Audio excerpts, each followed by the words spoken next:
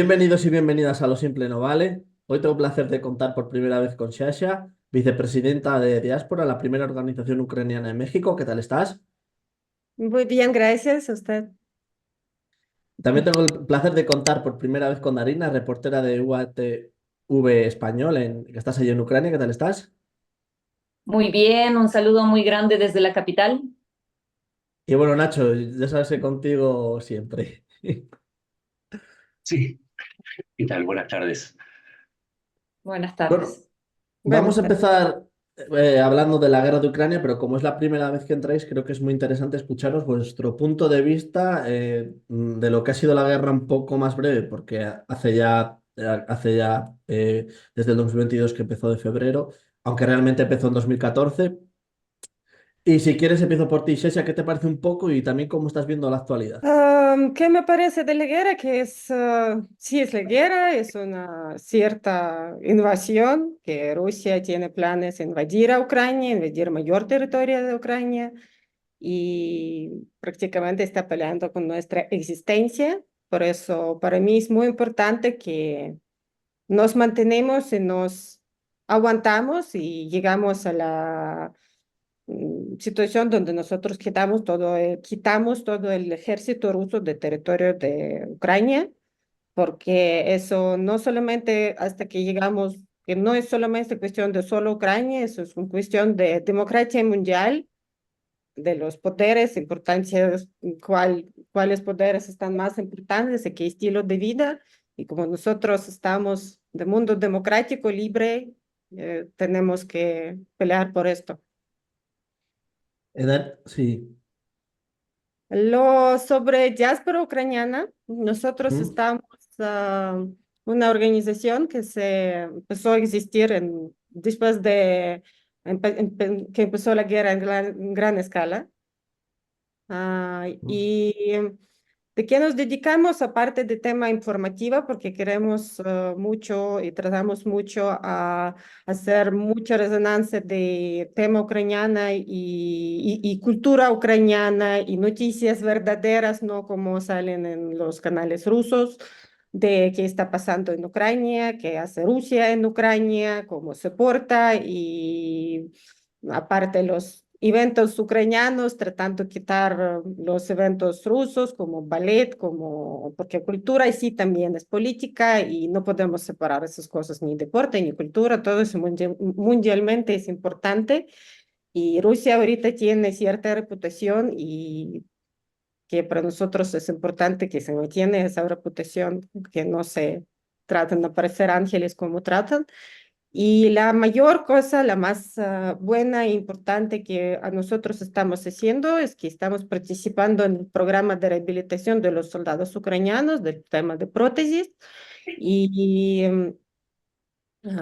pues tenemos ya varios chicos que felicitamente regresaron a Ucrania después de la rehabilitación, que nosotros estamos haciendo súper profundo. Nosotros, unos chicos viven aquí por medio año, nosotros los organizamos vacaciones, rehabilitaciones psicológicas, deportivas y tratamos de hacer su vida un poquito mejor y ayudarles a regresar después de estar en la guerra a sociedad con entendimiento que aunque ya tiene una pierna con prótesis, todavía sigue siendo una persona totalmente normal, totalmente sana, como todo otro mundo, y que pues los preparamos a regresar a su vida normal. Hay unos soldados que regresan todavía a frente, pero con eso nos dedicamos más de todo. En general, estamos ahorita empezando un programa con UNAM, es uno de los más grandes universidades del mundo. Eso me parece que es más grande universidad de toda Latinoamérica, es medio millón de personas solamente en Ciudad de México. Como es una ciudad universitaria, es muy importante de tema de ciencia universidad. Ellos ahorita van a empezar a trabajar con nosotros, con seis primeras personas de rehabilitación y protesización también, en otra ciudad que se llama Querétaro. Y, ah, y pues eso, con eso tratamos más abrir los contactos aparte de apoyo en general y como la comunicación entre los países México y Ucrania para desarrollar y ciencia juntos y también más presentar en ese mundo México como un país muy amable y maravilloso que está abierto a ayudar, porque la gente mexicana sí son amor y sí ayudan mucho, aunque sabemos que de tema política ahorita están como no súper ciertos, no son prorrusos, pero ni siquiera son muy activos en su ayuda, pero la sociedad mexicana sí está muy activa y tratamos a desarrollar eso lo máximo. Darina, cuéntame tú que estás allí en Kiev, cómo estás viendo la guerra y también un poco la actualidad que tú percibes en la gente y un poco si tienes los contactos con soldados también, que cómo están viendo el frente. Bueno, la guerra, que como tú dijiste, comenzó en el 2014, pero justo a mi casa tocó la puerta en el 2022, fue donde yo la sentí cerca, estuve con mis hijos, con mi familia, y la verdad que la vida cambió totalmente. Yo, si hablo solamente de mis testimonios, yo cambié totalmente mi vida. Perdimos nuestro negocio familiar de educación internacional, traíamos estudiantes del extranjero, especialmente de América Latina, a Ucrania, con unos intercambios educativos muy buenos porque Ucrania ofrece una educación de muy alta calidad, muy buena. Y cuando comenzó todo esto, lo primero que hacíamos era tratar de sacar a todos los estudiantes que teníamos. Después, sus amigos y otros contactos que ya no eran nuestros estudiantes nos pedían ayuda. Había muchas personas que quedaron, por ejemplo, en Cherníhiv o en Sumy, en Kharkiv, en ciudades fronterizas con Rusia, ¿sí? Para entender, más cerca del este. Y empezamos a ayudar a evacuar, a conectar con las embajadas, los que no obtenían ayuda de las embajadas, o sea, ayuda real, yo digo, de enviar un taxi, que en aquel entonces encontrar a un taxista que pueda meterse en un lugar donde se es bombardeado era difícil, era casi imposible. Y tratábamos de hacer lo imposible para sacar a personas que no conocíamos, pero que eran simplemente extranjeros, que estaban aquí en un lugar donde no tiene nada que ver ni con esta guerra, ni con las raíces ucranianas, ni nada. Vinieron a estudiar o se enamoraron del país o vinieron de turismo y estaban en esta situación. Así cambió. Y bueno, y luego nos encontraron por nuestros videos, nosotros comunicábamos lo que estaba pasando acá. Muchas familias de nuestros estudiantes nos pedían hacer videos porque no creían en la magnitud de las atrocidades que estaban pasando. Y un canal estatal nos encontró y nos propuso, porque ellos querían abrir una redacción en español, para que haya comunicación en español desde un canal estatal. Y nosotros cambiamos totalmente la profesión porque nosotros somos profesores o siempre estuvimos conectados con la educación, somos docentes, con mi esposo es de Ecuador, Javier. Y empezamos a trabajar aquí en el canal, ahora estoy hablando desde el canal, y la verdad que tuve que cambiar absolutamente todo porque es una vida tan rápida de había que entender en los programas, había que salir, empecé como presentadora, como redactora, eh, y fue algo que yo quería hacer porque es importante ahora comunicar, porque bien dicho anteriormente hay mucha desinformación, trabajo ruso, especialmente en América Latina, la han trabajado desde ya hace unos cuantos años. Antes de la guerra del 2014 ya estaban preparando público y con todos los canales que no quiero hacerles promoción, pero muchos conocen los canales verdecitos y de otros colores y bloggers que como cerraron esos canales rusos en América Latina ya en varios países, ahora salen bloggers que no abiertamente no son como que prorrusos, pero tienen todas las narrativas rusas, trabajan, son agentes rusos. Y bueno, la verdad que, como te digo, mi testimonio, yo cambié totalmente mi vida. Mis hijos, tengo dos hijos varones. Nosotros habíamos salido en el momento cuando trataban de entrar aquí, habíamos salido el 7 de marzo, bajo bombardeos, cuando había cuerpos en la calle saliendo de Kiev. tuvimos la suerte de salir porque ese día es cuando empezaron a disparar, a fusilar a las personas, a las familias que salían con sus niños. Salíamos con nuestros niños, estábamos con 4 perros y yo también estaba con mis padres.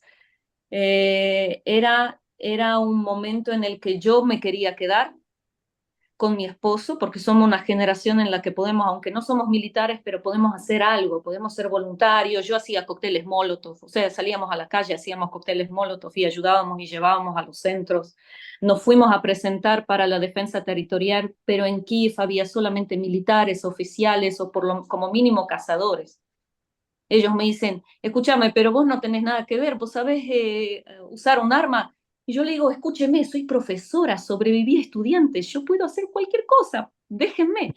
Pero no me tomaron nuestros datos con mi esposo, pero no, y por eso ayudábamos como voluntarios antes del canal. Finalmente nosotros salimos, lo que estaba diciendo, y nos fuimos hasta España. No teníamos rumbo, no sabíamos a dónde íbamos. Imagínense salir con unos cuantos paquetes, con una maleta, una valija encima del auto, simplemente salir. Mi mamá me puso la condición, ¿querés que saque a tus hijos? Vos vas también. Y por eso salí también con mi esposo. No resistimos estar mucho en España, no porque España es mala, sino porque queríamos estar en Ucrania y ser útiles. Mm. Y regresamos, pero mi hijo mayor se quedó en España porque él ingresó, estaba en ese periodo de ingreso, tenía 17 años. Él ingresó ahí, nosotros volvimos a Ucrania para establecer, para tal vez abrir algún negocio, para hacer algo para Ucrania, porque trabajar en Ucrania también es ayudar a Ucrania.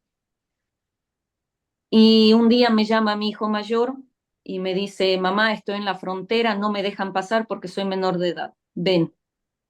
Pues, Él tenía ya trabajo, que ayudó, Cataluña ayuda muchísimo, él tenía ahí trabajo en la alcaldía, ayudaba, algunos trabajitos hacía y estudiaba. Él estaba en la frontera, fuimos por él, fue en la frontera ucraniana. Fuimos por él volvió, dejó todo. ¿Por qué? Porque yo le había llamado y le dije que vino una notificación de que se tiene que presentar al centro de reclutamiento, pero es a los 18 años, es solo para presentarse y registrarse. A los chicos de 18 años no los llevan. mm. Él deja todo y viene para acá. Entonces cambió la vida nuestra familiar, nuestra vida de profesional, mis hijos, y ahora mi hijo mayor está en servicio. Ostras.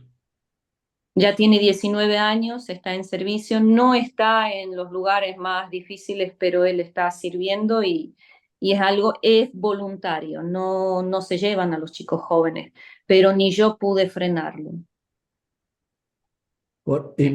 Sí, Nacho, di. Vamos a poner cifras a lo que ustedes dicen. Eh, Desde que empezó la guerra, muertos civiles registrados, es decir, con nombre y apellido, hay 32.000. Con nombre y apellido son muchos más, pero estos son los que están identificados. Hay 42.000 personas desaparecidas.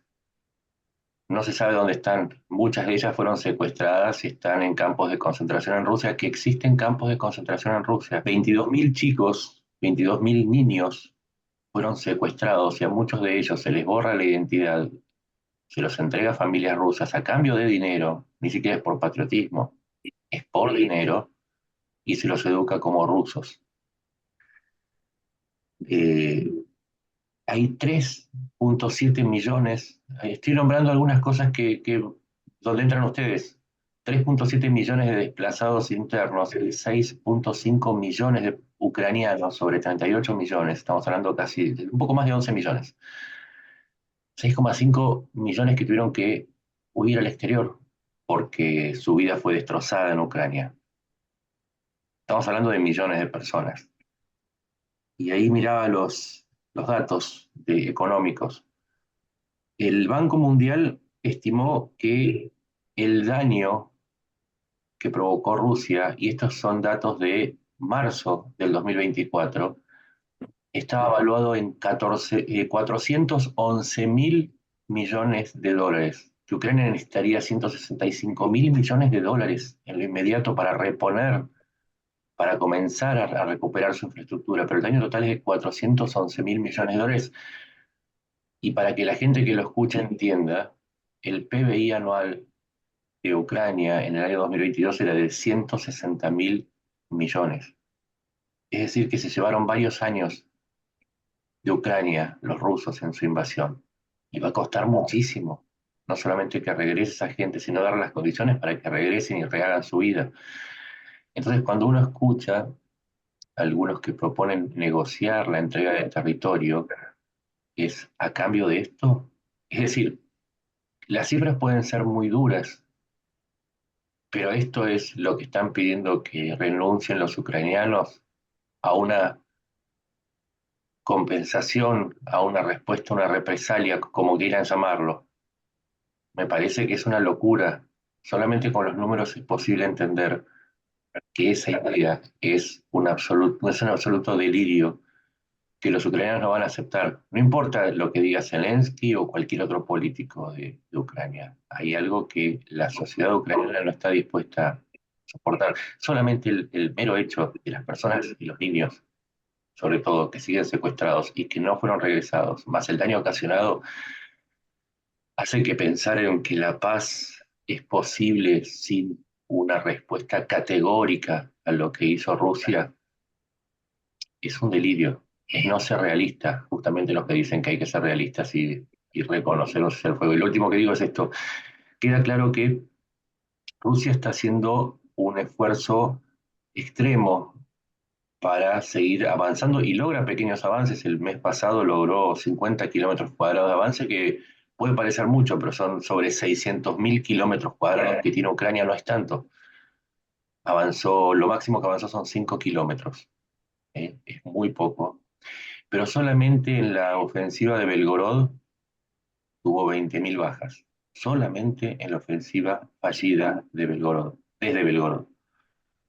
Entonces, queda claro que Rusia lo que está buscando es forzar un cese al fuego con sus aliados externos, en este caso Trump, Orbán, los nombres que quieran ponerle, y quedarse con ese territorio y que todas estas cifras que dimos hayan sido por nada. Nada. Parecía que estaba bueno ponerle un número a lo que ustedes están diciendo.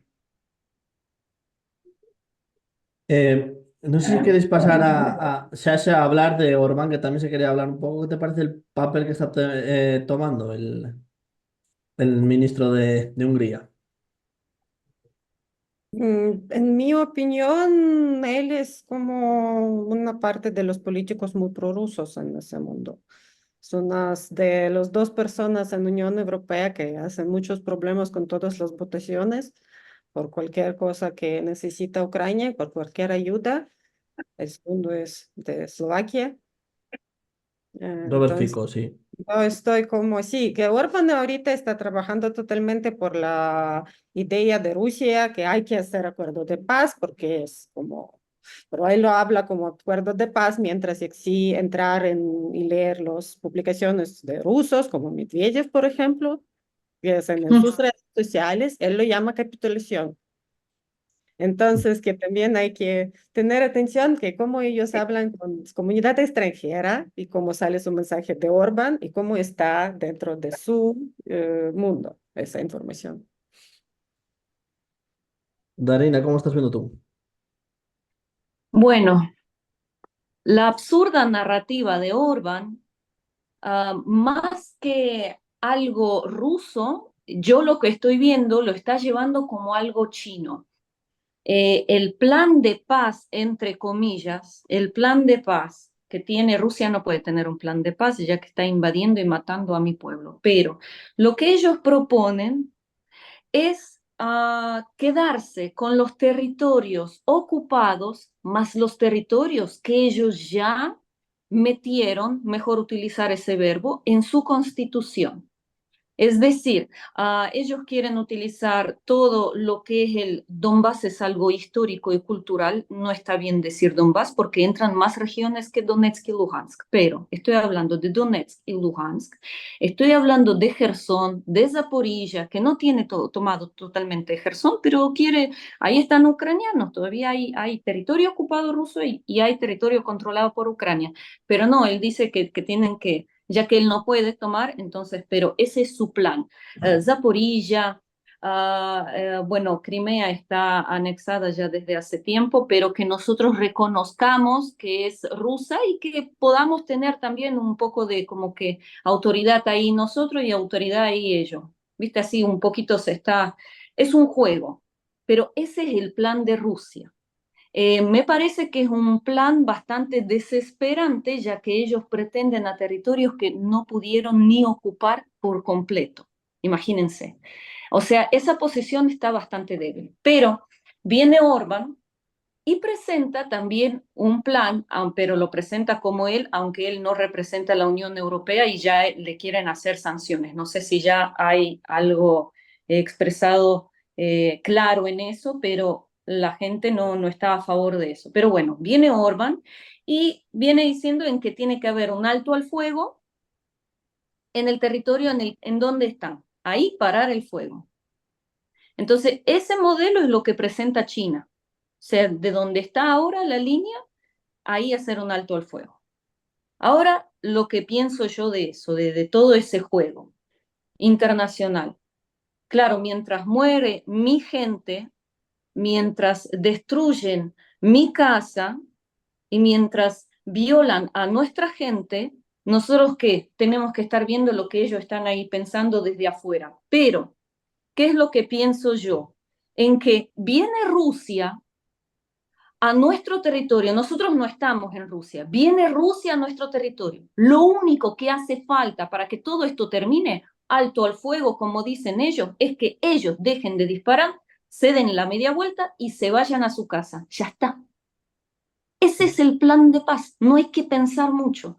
No necesitamos órbanes que estén viajando por el mundo haciendo ese viaje que él está haciendo. Por eso, si nosotros dejamos de disparar en defensa, simplemente vamos a desaparecer. Si ellos dejan de disparar, termina la guerra. Ellos se tienen que ir de nuestro territorio y no pretender. Y ya está. Pero esto se trata de 300 años, no se trata de Putin. Simplemente Putin ahora está, desde hace mucho, como líder. Ellos ni hay generaciones que crecieron, que nacieron durante Putin y que están, no conocen otra realidad. Y no es que el pueblo es oprimido y no tienen elección, no, les gusta, ellos lo apoyan. Rusia estuvo abierta todo este tiempo. ¿Por qué no salieron si no quieren estar en esa matanza? Ellos se quedaron ahí y lo apoyan. Hasta la esposa de Navalny, al que lo asesinaron, podemos decir así, ¿no? En la prisión. La esposa de Navalny, ella se presentó en las votaciones. Es decir, con su presencia, aunque no votó por Putin, ella reconoció que esa votación es legal. ¿A qué estamos jugando? No hay oposición en Rusia. Nacho, Sí, con respecto a Orbán, aclaremos que tiene dos llaves para afectar a Ucrania. Por un lado, la pertenencia de Hungría a la OTAN le permitió eh, interrumpir por un tiempo el ingreso de Finlandia y Suecia, y lo hizo con mucha energía, con lo cual ahí empezó a quedar claro que era el representante de Putin dentro de la OTAN, una especie de embajador. Y lo segundo es que como miembro de la Unión Europea también tiene voto e hizo lo imposible para frenar los 41 mil millones de dólares de euros que iban destinados a Ucrania. Y lo hizo durante meses, más de 8 meses, mucho más que el tiempo que estuvo frenada la ayuda estadounidense en el Congreso por los aliados de Trump en Estados Unidos, que son los representantes de MAGA, que es Trump.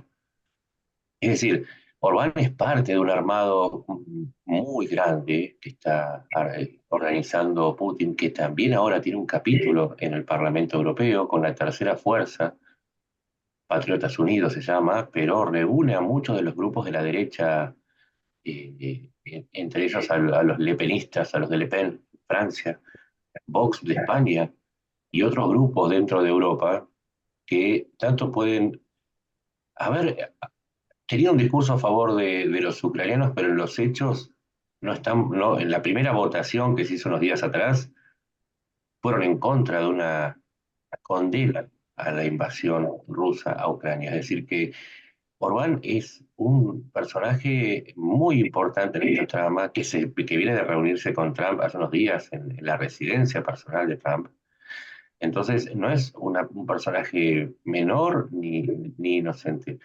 Y Ucrania haya decidido sancionar a la empresa Lukoil, que transporta crudo desde Rusia hasta Hungría y de allí hasta Chequia, otro país en donde Fico hace lo propio, es como el embajador suplente de Putin en Europa, Es, no es más que una represalia por una actividad constante a favor de Rusia. Y hay que entenderlo, si ahora Hungría y Chequia van a tener una crisis energética por la falta de crudo, es simplemente una devolución por los servicios que le prestó tanto Orbán como Fico a Rusia. O sea, hay que entenderlo, no es que Ucrania se levantó mal, venía respetando todos los acuerdos con la Unión Europea para no interrumpir el flujo de crudo, pero se terminó.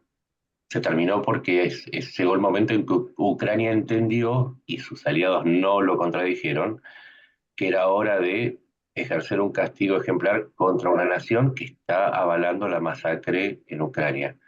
Así que hay que seguir prestando atención a Orbán. Yo tengo entendido que las elecciones son el año que viene, no la tiene fácil. Hay un político magiar que salió del Fidesz de Hungría, que está presentándole una oposición muy fuerte. Hubo manifestaciones muy grandes en contra de Orbán, no solamente por el fracaso de su política económica, sino también de su política social y cultural. Así que quizás estemos ante la posibilidad de que Orbán deje de cumplir ese rango y de embajador no designado, pero formal de Rusia en Europa, y quizás sea a través de las urnas. Mientras tanto, va a seguir recibiendo una respuesta por todo el daño que le está haciendo a Ucrania, que hay que ver, es un daño el que le provoca a Ucrania. Esos meses que no llegó ayuda militar por el bloqueo en el que participó Orbán, implicaron miles de muertos ucranianos. No es política, tiene una consecuencia concreta. Esto es Orbán, eso es Orbán, y eso es no solamente Orbán, sino todos los que lo acompañan y lo imitan en cualquier continente que sea.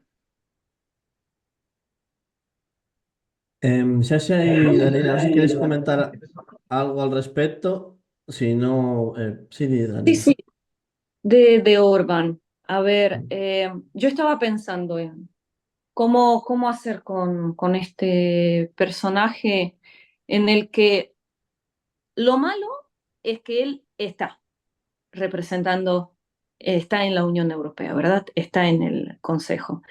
Pero si él no estaría, sería también aún peor. Así hay por lo menos algún tipo de control ante ese país que está actuando a favor de Rusia.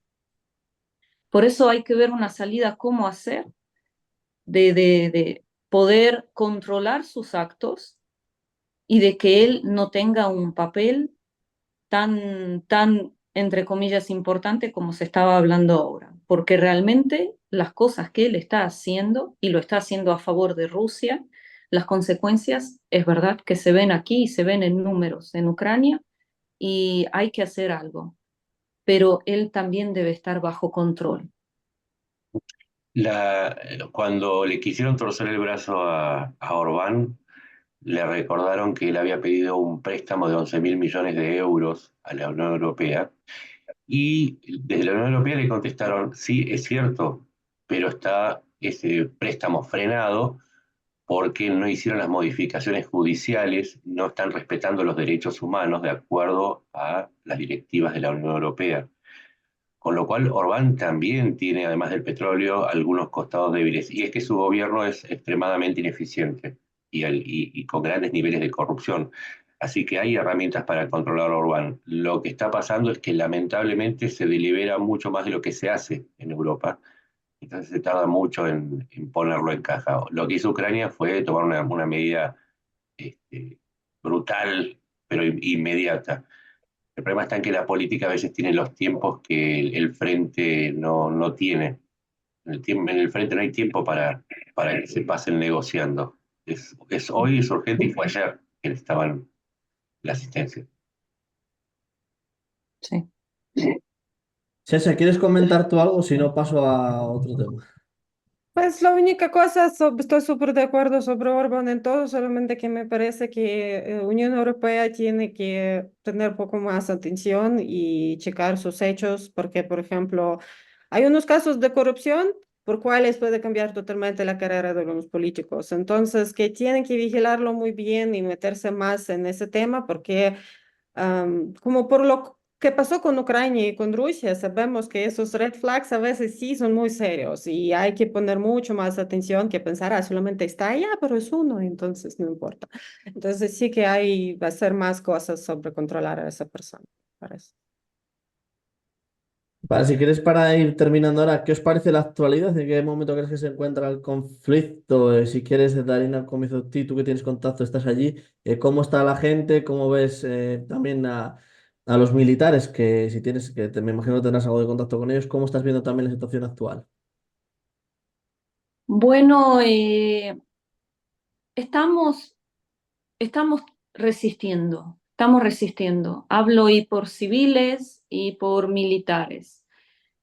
Es verdad que hay muchos que se van al frente y están ahí y por la falta de personal en comparación a cuánta gente hay, no puedo decir luchando, invadiendo por parte de Rusia y cuánta gente hay en Ucrania en general, las rotaciones de los militares, la situación es mucho más difícil y uno a veces va al frente y ya no regresa. O si regresa es por algún trauma, por alguna lesión o por ya discapacidad. No tenemos esa posibilidad. Hay extranjeros que vienen aquí a Ucrania, es con los que yo aún más hablo. Claro que es un porcentaje muy pequeño, es un porcentaje muy pequeño en comparación con los ucranianos, pero es una ayuda, es una ayuda. Y estos chicos yo veo sus historias, yo veo lo que ellos están viviendo, ellos están dejando su vida atrás para apoyar, ellos vienen con unos ideales muy altos y los inspiran mucho los ucranianos, la gente misma, cuando ellos conocen a los civiles, luego cuando conocen ya a sus comandantes, a los militares. Y la verdad que lo que yo veo es que la moral, lo que hay en la mente y en el corazón de los soldados es algo indestructible, muy fuerte y es muy curioso que tiene algo la sociedad ucraniana que contagia mucho, contagia su fuerza, su resistencia. Eso veo. Pero por otra parte, eh, por supuesto, no hay que olvidar que ellos ven atrocidades de la guerra. Yo he hablado con militares también en rehabilitación y uno nunca vuelve igual, vuelve otra persona porque vio demasiado mal.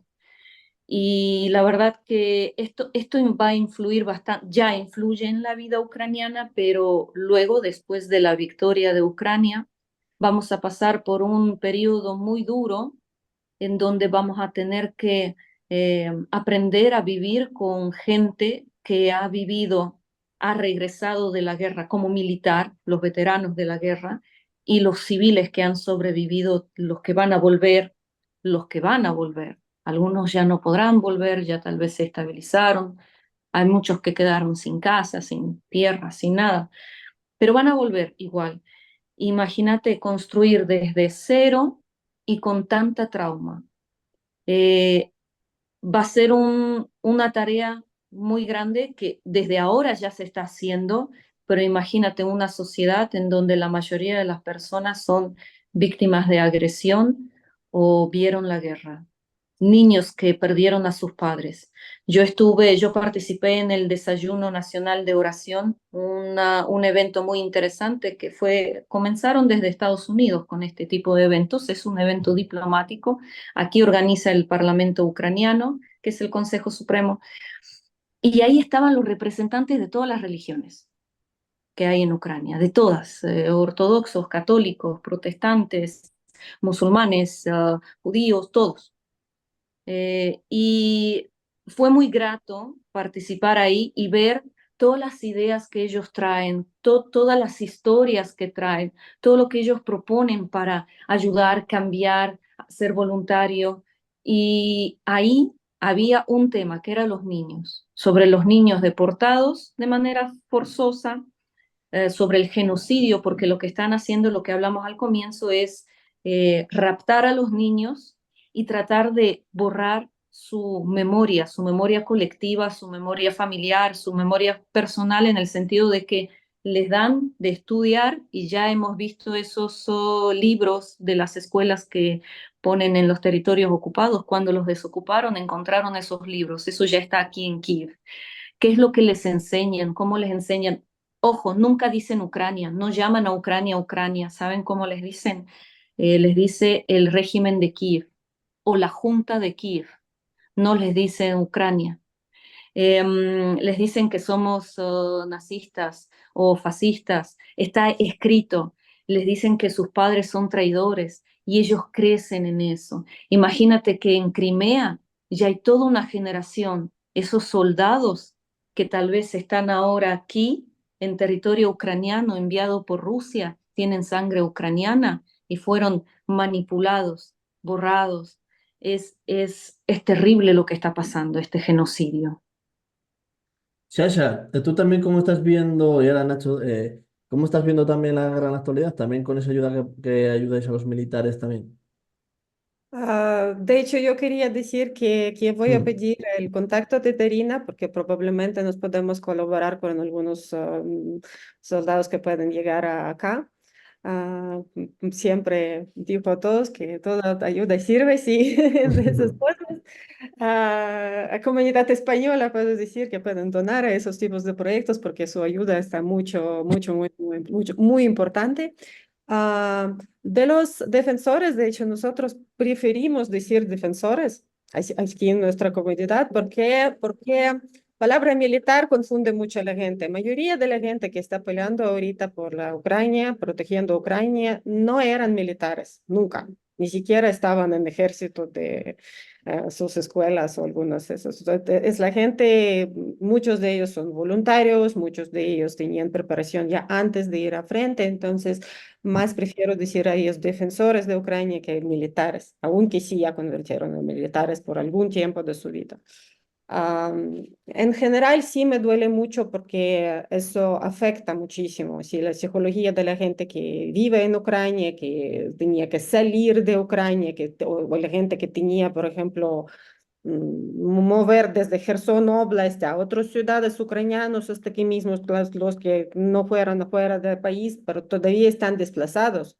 Prácticamente la persona tenía su vida que estaba totalmente normal, estable, con sus negocios, con sus cosas, escuelas y todo. Y al final se llegaron rusos, se metieron en su territorio, probablemente destruyeron su casa y tenía que huir de allá y empezar desde cero esa vida. Muchos de los que regresan de frente van a tener lo mismo, que empezar desde cero su vida, ya con sus, decimos que esa nueva personalidad afectada mucho por la guerra, y aparte de sobrevivir eso, llegar a alguna conclusión normal y entender que la vida sigue, ellos van a tener que recuperar muchas cosas, empezar nuevos trabajos, interactuar con la gente que conoce, pero todavía no está también lista para cambios de su carácter, puede ser. Entonces, como yo pienso que la rehabilitación psicológica de cualquier ucraniano en general y los defensores y de los civiles que sufrieron es muy, muy importante. Y sobre niños, sí, eso es la más dolorosa tema porque no están solamente robando los niños que son orfanatos. Ellos están robando de los niños, secuestrando a los niños que tienen sus papás. Hay unos papás que vienen a Rusia a buscar sus hijos. Eso es totalmente enorme. Eso es un terrorismo, es un crimen muy Ujú. grande. Algunos datos sobre lo que decían ustedes.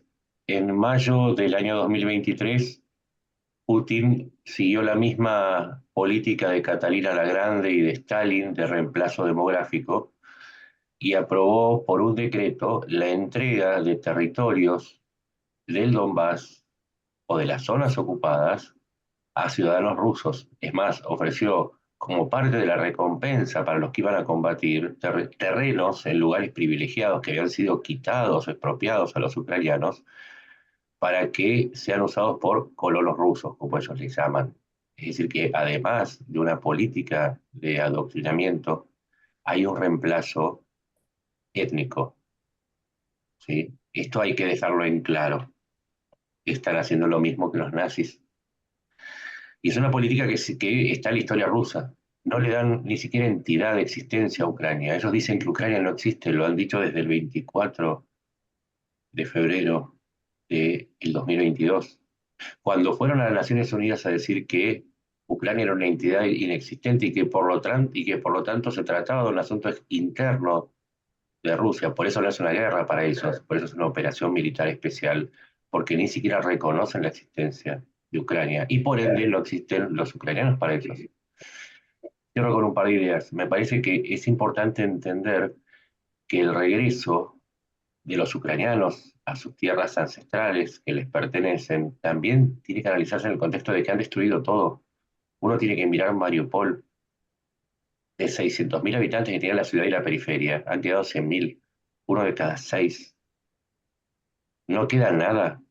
Hay que mirar el norte de Ucrania, la zona que recién invadieron, en el norte de Kharkiv, que habían invadido también en el 22, pero que volvieron a invadir. De Bovchansk no queda nada. No es que no queden edificios, no quedan tuberías de agua, de gas, de electricidad, no queda nada. Es un páramo, es tierra arrasada. Entonces no se trata solamente de las muertes, sino que están creando zonas inhabitables. Y entonces la tragedia se vuelve mayor, porque no es solamente regresar. ¿Regresar a dónde? ¿A una pila de escombros? Eso es lo que tiene que entender la gente. No es política, es algo cotidiano. Siempre les digo, salgan un poco de las elucubraciones geopolíticas. Yo trabajo con geopolítica hace años y aún así siempre hago el ejercicio de la empatía. Pónganse en el lugar, pónganse en el lugar, pónganse en el lugar de los habitantes de Donbass que inclusive son reclutados a la fuerza para ser enviados a la picadora de carne en el frente ruso, donde tienen dos opciones, o marchar al frente para morir o retroceder para ser fusilados por traidores. La tragedia es inmensa, es absolutamente demencial, pero hay dos trincheras, siempre voy a repetir lo mismo, hay dos trincheras, una es en el frente donde hay gente poniendo el cuerpo todos los días, pero hay una segunda trinchera en la que los que no somos ucranianos también estamos, y que es la de la opinión pública. Hay que seguir contando, hay que seguir explicando de qué se trata, cuál es la realidad, más allá de los discursos políticos y los intereses de cada ideología.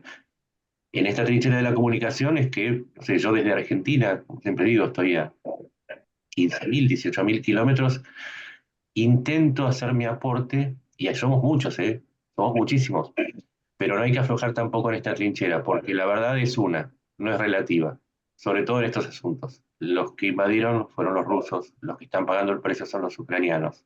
Y ahí se terminó la discusión. Después debatimos sobre lo que quieran, pero esos son los hechos. Si no hubiese invadido Putin Ucrania, nada de esto hubiese estado pasando. Así que desde la trinchera de la comunicación, por lo menos desde acá, darme apoyo para ustedes en lo que no soy objetivo, sino que tomo partido.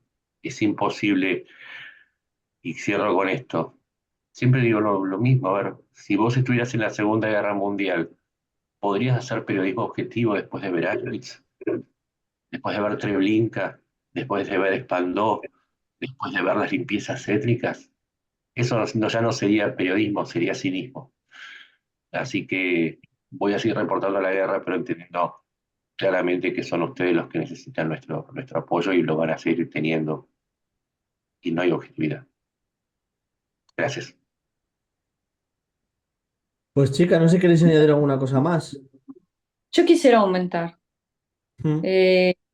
Fue un ejemplo muy bueno histórico sobre Yekaterina, Catalina la Grande, pero quisiera resaltar la magnitud en que como imperio ruso, si hablamos solo, como imperio ruso, en tiempos de Catalina la Grande, en tiempos de Piotr, Pedro II, en tiempos de Nicolai, Nicolás tal vez le traducen. ¿Mm? ¿Qué es lo que hacían? Movían, colonizaban con los que estaban en el territorio de la actual Rusia, especialmente sacaban a los que eran prisioneros, gente de sociedad como que la más baja, para que vengan acá. ¿Por qué? Porque en Ucrania la gente es muy trabajadora, trabaja mucho la tierra es muy fértil. Yo les puedo aconsejar a ustedes agarrar pan y poner tierra encima como mantequilla y va a ser riquísimo. La tierra es muy fértil en Ucrania por siglos y siglos de trabajo en esta tierra. Y a la gente ucraniana, a los que no mataban, mandaban no solo para Siberia, de hecho, hicieron que funcione la tierra en Siberia los ucranianos. Sino que movían a territorios rusos que no fueron elaborados de ninguna manera a la tierra y para que ahí los ucranianos de alguna manera eh, mejoren, entre Perdón, te comillas, interrumpo. El territorio que le quitan a los chinos después de la guerra del opio, la famosa Ucrania Verde, fue colonizada con ucranianos, que eran los que mejor sabían trabajar esa tierra. Una cosa así. Sí, sí, sí. O sea, es un hecho, es un hecho. Esto es Imperio Ruso. De acá viene Unión Soviética. Si hablamos de la segunda, no, antes de la Segunda Guerra, imagínense, Segunda Guerra Mundial, que también pasó por territorio ucraniano, cuántas muertes, cuánto estuvieron aquí los nazis, después otra vez los de la Unión Soviética. Antes de eso, los años 30 y hasta antes también, pero el 32 y 33, Holodomor, es decir, hambruna, pero hambruna artificial. Nos quitaban los productos. Pero ¿qué es lo que hacían? Imagínense, ellos elegían a los pueblos, les ponían las marcas negras en donde la gente no podía salir ni entrar, y ellos quitaban todo, te quitaban todo, no podías, y ese año fue fértil. No es porque había hambre, como dicen, que Stalin estaba salvando al mundo. Nos quitaba todo nuestro trigo y todo. Si había algo en los platos, ellos sacaban y lo tiraban al suelo y lejos para que no se puedan ni comer los perros. Quitaban a los animales, quitaban todo. Y era también este acto de genocidio. ¿Y qué es lo que hacían? Pueblos enteros que morían de hambre, que quedaban totalmente deshabitados, igual ahí metían a pueblos rusos. Completemos lo que estaba diciendo mientras se conecta, que durante el Holodomor fue la consecuencia directa del surgimiento del primer movimiento autonomista independentista ucraniano, y nada más fue la respuesta a esa cuestión política, y lo que se hacía era quitarle la propiedad y el producto de lo que se cosechaba. Es cierto, no es que hubo una sequía, una cuestión climática estacional. Lo que había era una decisión de disciplinar al pueblo ucraniano. Las víctimas, los más bajas dicen 3 millones, las más altas dicen 12 millones de muertos, de inanición. Estamos hablando de familias, no estamos hablando de soldados, estamos hablando de personas civiles. Y Siguiendo esta línea, lo que hacía Stalin era tomar una parte de la población y llevarla lejos, por ejemplo, los tártaros de Crimea, para cambiar el balance demográfico de una zona y crear artificialmente una etnia, y en este sentido eran muy similares a los nazis, creaban una etnia rusa que pasaba a ser o dominante en términos numéricos o controlante en términos políticos, porque a ellos les entregaban las mejores posiciones, las empresas del Estado, el manejo de las empresas del Estado, y también las zonas más ricas. Entonces, esta idea de la limpieza étnica es la que está sufriendo todavía Ucrania. Es más, parte de esto es que están sometiendo a Ucrania al mismo terror que el Holodomor, pero en términos modernos. Si perdimos la conexión, seguramente es porque se cortó la electricidad producto de los ataques rusos a Mm. Ucrania. Digo, en tiempo real podemos entender qué es lo que sigue haciendo Rusia en contra de Ucrania. Así que bueno, ahí tenemos en tiempo real lo que es vivir en Ucrania. Sí. Imagínense, siempre digo, imagínense para vos, Saya, lo que es dejar tu tierra. Yo vivo en México poquito más tiempo que empezó la guerra ¿Mm? en gran escala. Y en escala yo no estaba saliendo por la guerra. Yo estaba aquí estudiando y me quedó aquí por amor. Y estoy casada con un mexicano, por eso ¿Mm? no tenía esa triste razón. Pero toda mi familia vive en Ucrania, yo soy de Kiev también y mi mamá, por ejemplo, ahorita por esos temas de apagamientos de luz, tiene que subir al piso 19 caminando porque no funciona el elevador cuando no hay luz. Entonces es como muchos, como parte de peligro de la vida que tienen ucranianos el día de hoy, es muchísima incomodidad, porque sin luz en nuestro tiempo ni funciona ni agua, ni ducha, ni nada. ¿Mm? Entonces, súper, sí, es súper difícil y incómodo y imagínense los papás de hijos pequeños que no pueden normalmente bañarlos, prepararlos, se tienen que adaptar con esa realidad porque prácticamente 80, me parece, o hasta que más de 80% de infraestructura eléctrica afectaron los rusos ahorita. ¿Mm? No Así es es. No es la tema que es malo gobierno, como los rusos les gusta mencionar, pero es un malísimo gobierno, nos está pagando la luz porque le caemos mal. Eso no es verdad, eso es total mentira de propaganda rusa.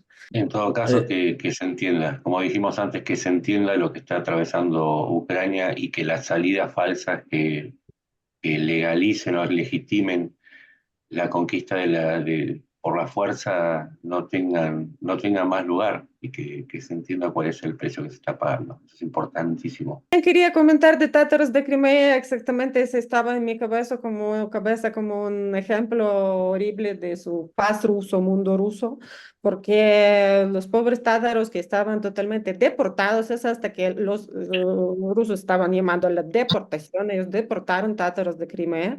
Y durante el tiempo de independencia de Ucrania, Ucrania regresó muchos tártaros adentro de su tierra a Crimea. Y después de 2014, los rusos de nuevo los están reemplazando. Entonces es como ese Ujú, pobre pueblo que prácticamente es su tierra, ellos siempre están quitados de su casa por los rusos y cuando tenían oportunidad de regresarse, y muchos regresaron, rusos de nuevo los expulsaron. Entonces, eso es como, así sirve el mundo ruso, así son. ujú. Darina, Sí, volví. no te Bienvenida. preocupes. Si quieres para terminar, no sé qué estabas diciendo, ya cerramos y ya está. Para no entreteneros mucho, si andáis fastidiadas. Sí, sí, o me imagino que se habló de eso mismo, lo que quería decir, pero eso, en que en diferentes regímenes rusos, como hablamos en el Imperio Ruso, luego cuando vino la invasión soviética, porque fue invasión, nos invadieron, es un hecho. Ellos igual trataban de hacer la tierra quemada, como dicen los militares, es cuando no dejan nada vivo y movían a personas rusas. ¿Por qué nosotros podemos tener gente que está en el territorio ucraniano, pero que puede ser prorrusa? Es gente que creció en regímenes soviéticos y fueron manipulados y fueron utilizados, o es gente rusa rusa por generaciones, que políticamente puede ser ucraniana, tener ciudadanía ucraniana, pero es rusa, y pueden ser, aquí se llama conservas, personas que están aquí, solo están esperando a, a que a que les digan la palabra clave y ellos empiezan a actuar. ¿Qué es lo que pasó en los primeros días de la guerra a gran escala? Cuando empezaron a abrirse las conservas, eran personas, eran rusos o tal vez personas ya ucranianas, o sea, ya por generación, digamos, ucranianas, pero que trabajaban para Rusia, les dieron la clave y ellos empezaban a salir a la calle. Nosotros vimos, nosotros hasta pillamos a una persona que hacían marcas y daban las coordenadas para que los misiles caigan en las casas residenciales, en edificios de muchos pisos residenciales.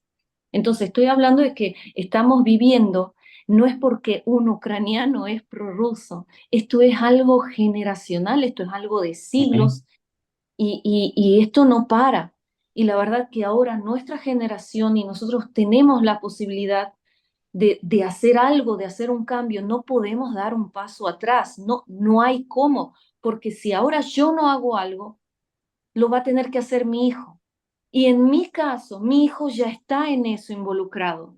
Yo no quiero, yo no tuve a mis hijos para que estén en la guerra. Y así mucha gente. Y hay que frenarlo ya, pero solo Ucrania no puede hacer, porque esto no se trata solo de Ucrania, de que ellos quieren, de que nosotros dejemos de existir, sí, pero esto no se trata solo de Ucrania. Por eso la responsabilidad es de las mayores potencias, porque son potencias, porque ellos deben ser responsables por el poder que tienen y por muchos acuerdos que tenían con Ucrania, y cuando Ucrania entregó las armas, creo que era tercera o segunda potencia mundial en poder nuclear. Tercera, sí. Tercera. Tercera, entregó todo, pero lo entregó por la paz. Era un convenio, pero estos países tenían que defenderla. De que Rusia engañó siempre y a todos. Siempre y a todos.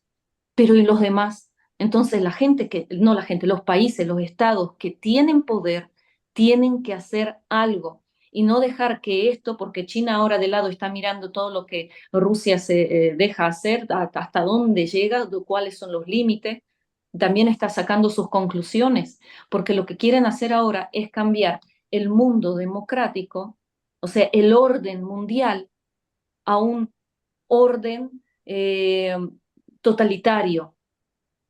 Es lo que intentan hacer. Y Rusia está ahí, a un paso adelante. Pues yo que no sé si quieres añadir alguna cosa más, si no, muchísimas gracias a los tres. No, muchas gracias y bueno, se sigue peleando a favor de Ucrania. Pues Slava muchísimas Ukraini. gracias. Héroes Así Slava. es. Gloria a Ucrania, gloria a los héroes. Ucrania vencerá porque Ucrania es fuerte y porque no hay otra salida. Vamos a vencer. A la Eso corta o a es. la larga. Ujú.